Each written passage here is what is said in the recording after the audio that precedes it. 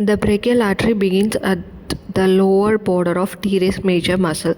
So the surface marking of brachial artery, mark a point A in the lateral wall of axilla in front of posterior axillary fold, and mark a point B in anterior midline of forearm at the level of neck of radius.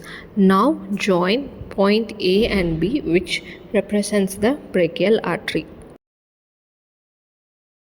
For radial artery, mark a point A in front of elbow opposite to neck of radius, and point B on the lateral side between the radius and tendon of flexor carpi radialis at the level of wrist joint.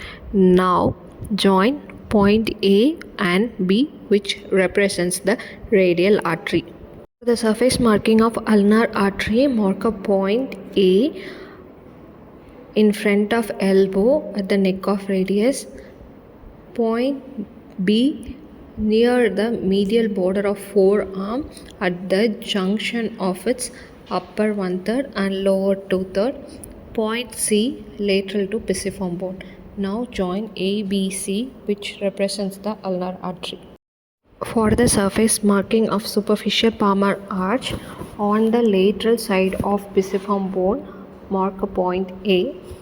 Medial to hook of hamate, mark a point B in the center of palm at the level of distal border of extended thumb, mark a point C, and on the distal border of thenar eminence in a line with the cleft between index and middle finger, mark a point D.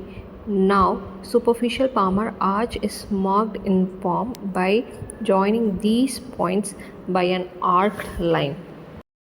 The surface marking of deep palmar arch, mark a point A just distal to hook of the hamate and point B at the proximal end of first intermetacarpal space. Join these points by about 4 cm long horizontal line with a slight convexity towards the fingers. The surface marking of cephalic vein, mark a point A in deltopectoral groove below the coracoid process, and point B in front of elbow between biceps brachii and brachioradialis muscle.